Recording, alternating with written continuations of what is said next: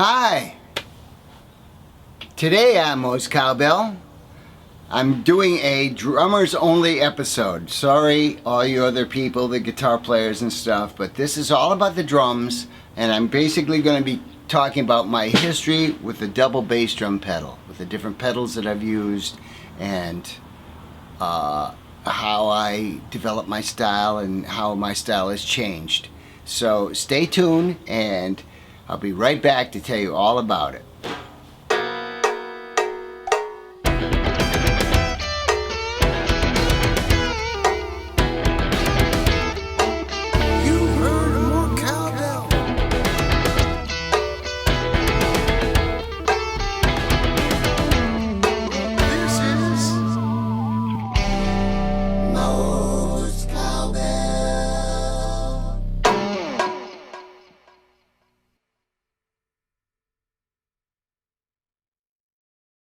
So, I didn't really think about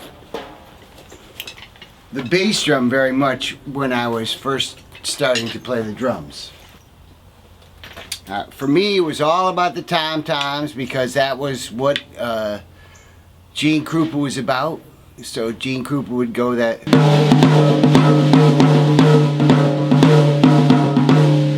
kind of stuff. That's what I was into.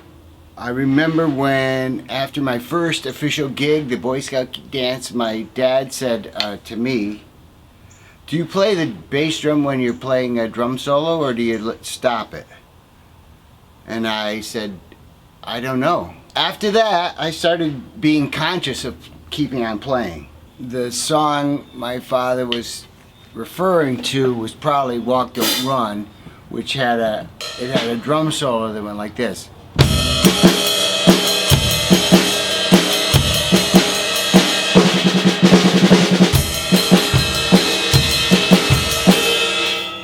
I would stop, you know.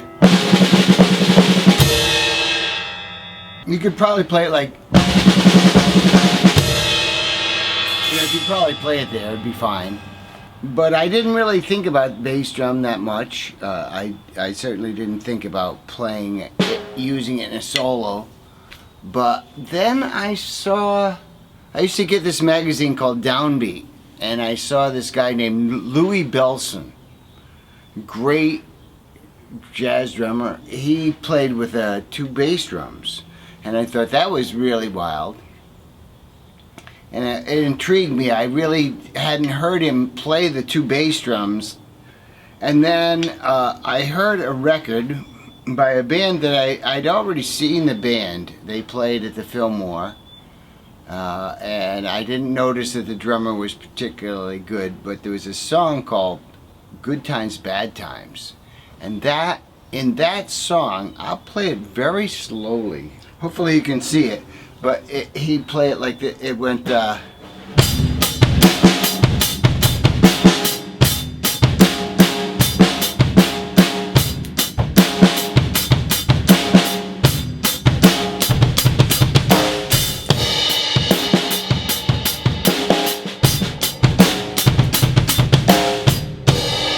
I learned how to play that with 1 bass drum.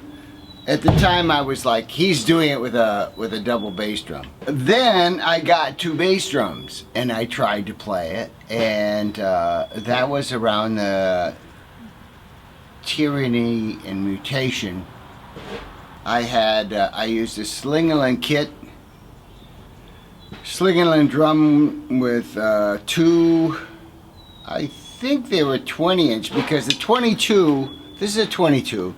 22 is a little big for having 2 bass drums. As a matter of fact, any size is too big for having 2 bass drums. Really, it was always a struggle because you'd be playing with your feet like wide apart, you know, trying to get the hi-hat over here, you know, reaching over. And it's no wonder I really couldn't sing when I was playing in those days, because I would be reaching over so far it would like really compact my lungs, so I didn't have any air. It was a whole thing.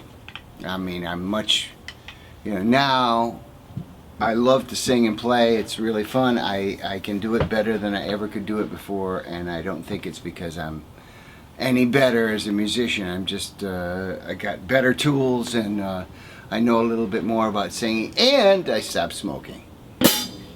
So that was the big one. Anyway, so Louis Bellson had the two bass drums. Good Times, Bad Times. It sounded like he was doing two bass drums, and you can go.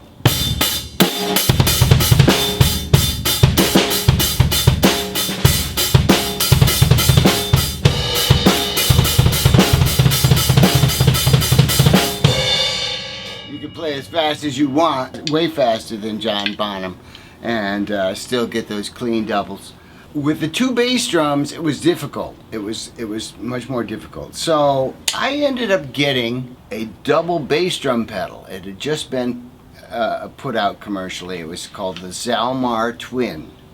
The Zalmar Twin was my bass drum pedal for the entire time I was in Blue Oyster Cult. I used my Ludwig Speed King. For you drummers out there, you remember the Ludwig Speed King? It worked well. I would use the Speed King in the studio unless I had to do a double bass drum part, and then I would use the Zalmar Twin. The Zalmar Twin had it looked like a gooseneck, so there was some play in the thing. You put your left foot down, and it would twist this gooseneck thing, and it would kind of sort of do it. When I did the double bass drum, I did the downbeat with my left foot, like this.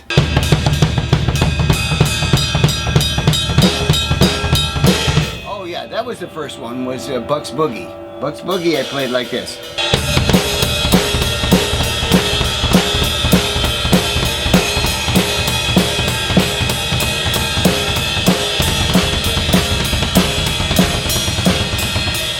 That was the first song that I did. But then I started doing Disc Busters with the double bass drum. 7 Screaming Disc Busters. And so that one I played like, I played the, I don't know if you can see this over here. You'll see I'm playing like this.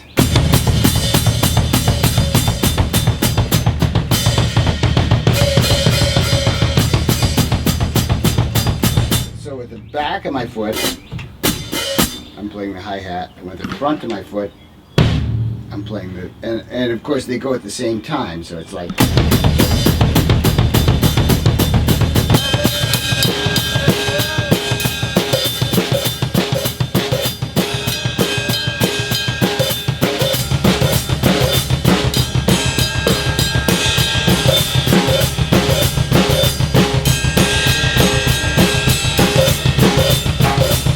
That was the first time that I really used the double bass drum in the studio.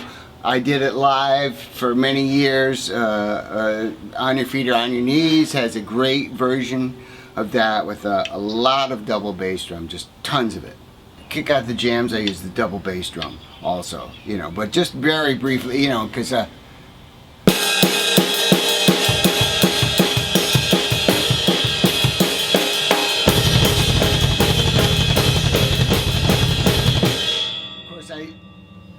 I must admit that I have learned to play it the other way around, okay? When I interviewed Lars Ulrich for Metallica, asking him how does he play the left foot on the downbeat, the right foot on the downbeat?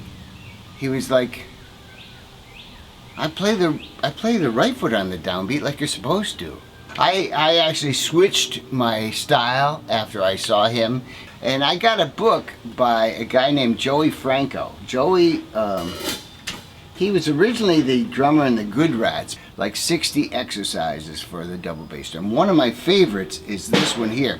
It's the galloping beat, so it goes.